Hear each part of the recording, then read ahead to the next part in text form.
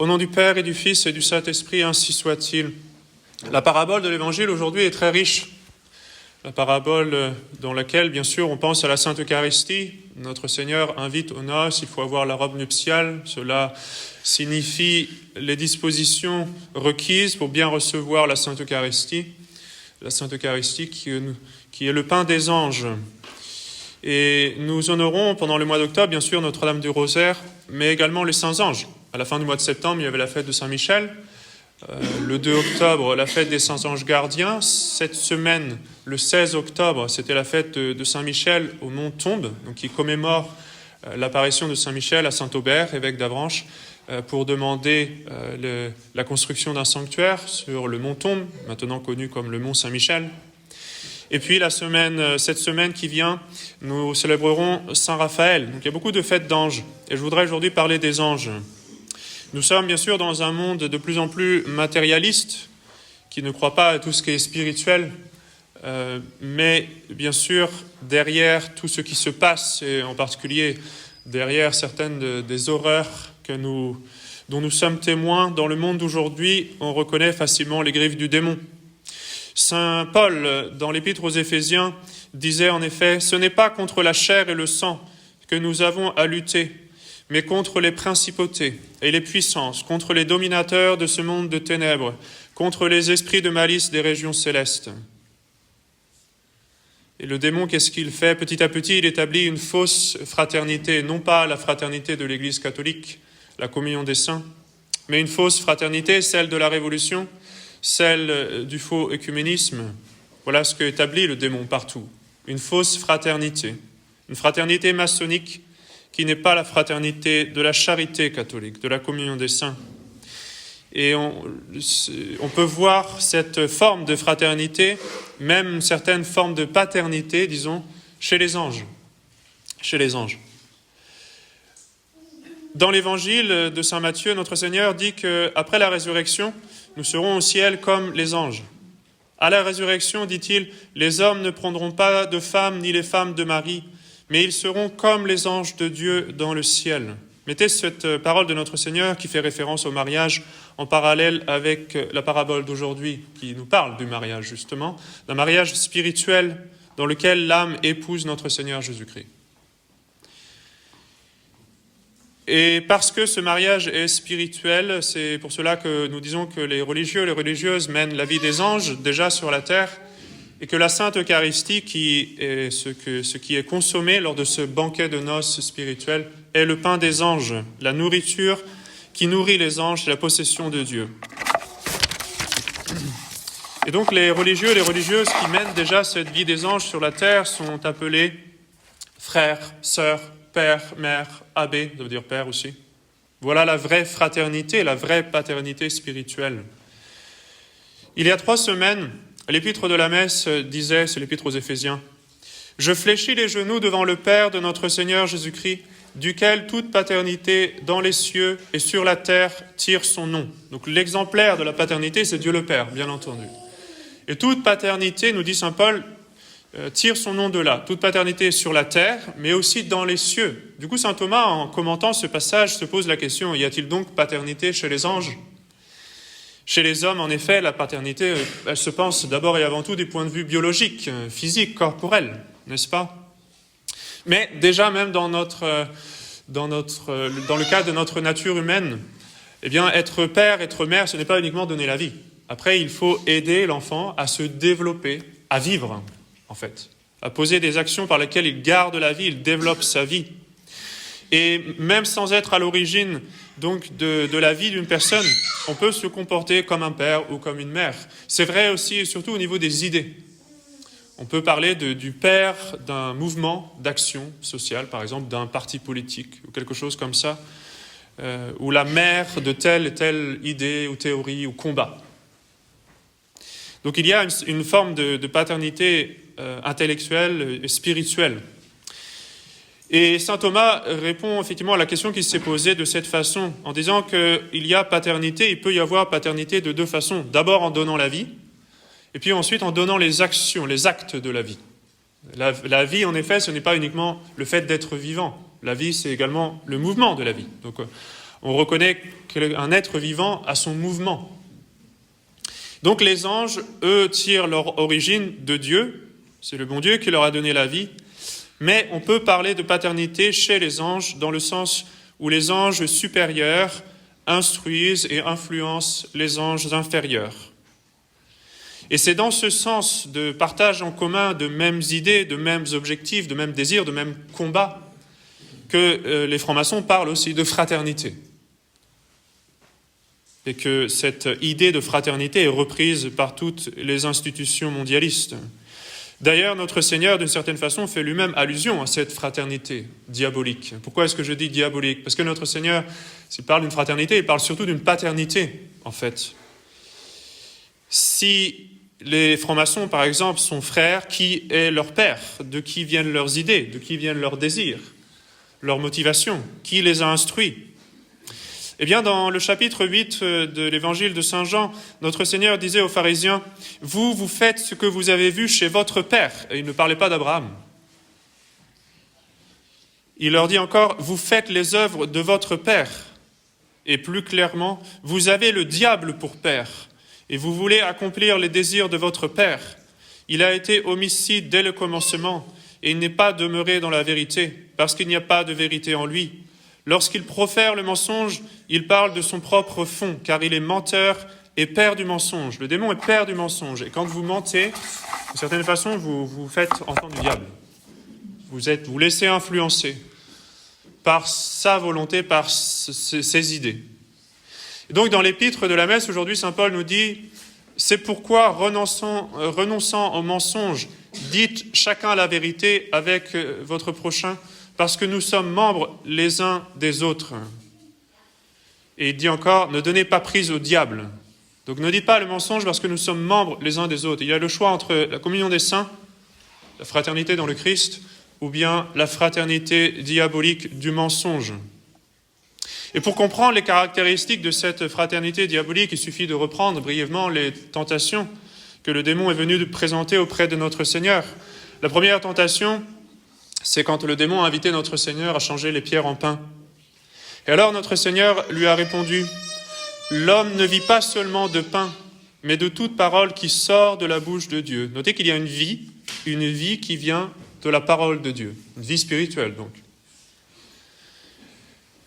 La dernière tentation du démon, c'est quand le diable transporte notre Seigneur en haut d'une montagne et lui présente tous les royaumes de la terre avec leur gloire, et il lui dit, « Je vous donnerai toutes ces choses si vous prosternant, vous m'adorez. » Il est très intéressant de voir que cette dernière tentation du démon associe la domination du monde à l'adoration du démon. Ça en dit long, évidemment. Qui est le prince de ce monde ? Mais on remarque aussi deux choses, à savoir ce que le démon essaie d'inspirer à notre Seigneur. D'abord, c'est de ne pas adorer Dieu, mais de l'adorer lui à la place. Alors, il peut se présenter sous différentes formes, différentes idoles, différentes fausses religions ou différents vices. Peu importe, mais c'est fondamentalement le refus de Lucifer, non serviam, je ne servirai pas le vrai Dieu. Et puis aussi, c'est le refus de la croix. Le démon présente à notre Seigneur une façon d'être le Christ roi d'une certaine façon, mais sans la croix, un raccourci, pour ainsi dire.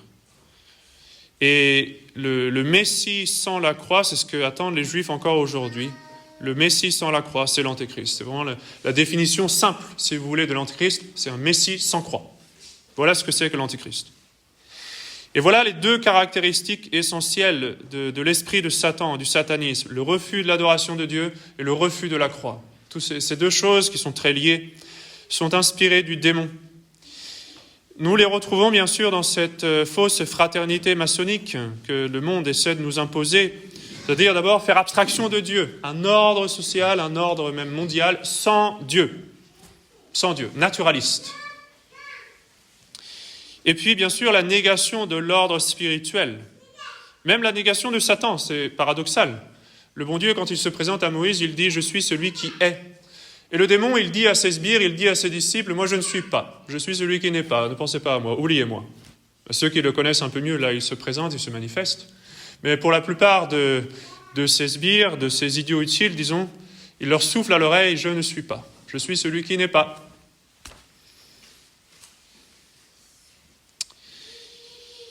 Cette cité sans Dieu que le démon essaie de construire, cet ordre mondial sans Dieu, a déjà été essayé. Ça a mené à la tour de Babel.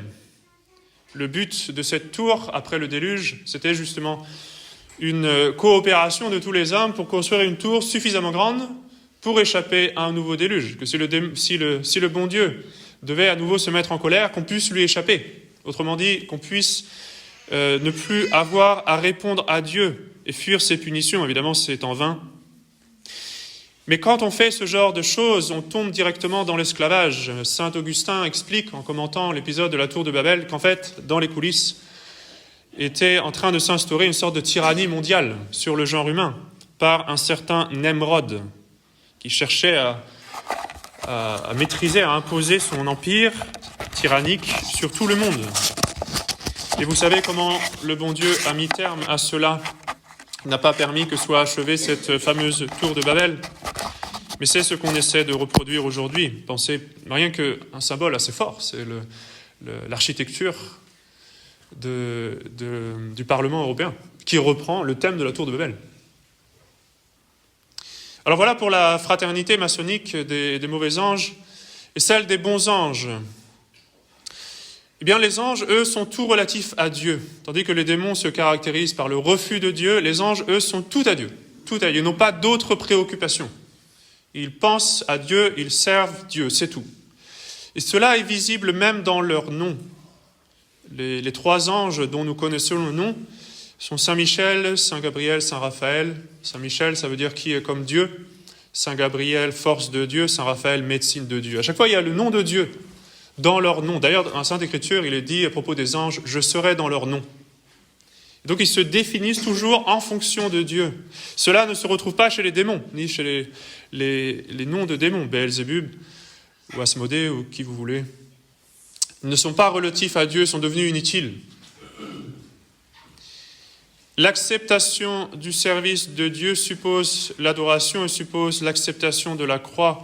L'adoration nous fait devenir justement complètement relatifs à Dieu. Notre intelligence accepte comme règle absolue à laquelle elle conforme toute sa pensée Dieu révélant, par la foi, la vertu de foi. La volonté également se conforme de façon absolue à la règle qui est donnée par Dieu, par la charité. C'est Dieu qui motive tout, qui explique tout. Tout est en fonction de Dieu dans la vie du chrétien. L'âme devient toute relative à Dieu. Dans la Sainte Écriture, ainsi, elle est comparée à une épouse, dont notre Seigneur est l'époux. Et cette robe nuptiale que l'épouse porte rappelle ce dévouement total à Dieu. Même dans le mariage humain, qui est une image de ce mariage spirituel de l'âme à son Dieu, eh bien, voyez-vous, la femme qui se marie prend le nom de son époux.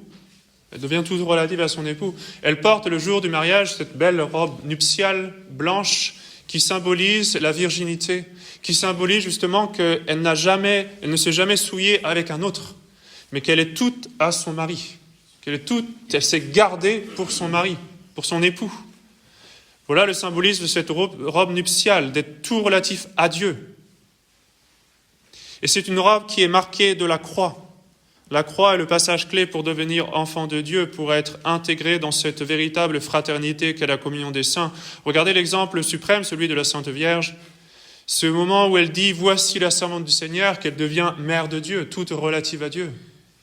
Au moment où elle sert Dieu. Et de même, c'est au moment où nous adorons Dieu que nous lui disons comme l'enfant prodigue « Traitez-moi comme l'un de vos serviteurs ». C'est à ce moment-là où le bon Père, dans la parabole de l'enfant prodigue, relève son fils en lui disant « Mon fils ». Lui, il dit « Je suis votre serviteur ». Et le Père lui dit « Mon fils ». C'est quand on devient tout relatif à Dieu qu'on devient enfant de Dieu.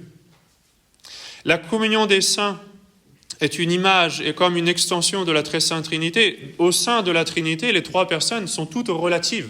La théologie catholique nous dit que ce sont des relations subsistantes. C'est un peu compliqué, mais ça veut dire qu'elles sont toutes relatives. Elles se définissent, elles sont constituées par le fait de se donner la vie. Le Père donne la vie au Fils, et le Père et le Fils donnent la vie au Saint-Esprit. Et cette paternité de laquelle vient toute vie s'étend ensuite parmi les créatures.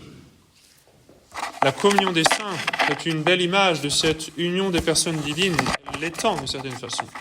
Par la grâce de Dieu, en effet, nous avons la vie de Dieu en nous. Nous partageons tous la même divinité. C'est le même Dieu. Il n'y a qu'un seul Dieu, pourtant présent dans toutes les âmes en état de grâce, dans toutes les âmes qui ont la robe nuptiale. C'est le même Dieu, un seul Dieu dans de multiples âmes. Une vie divine qui est partagée.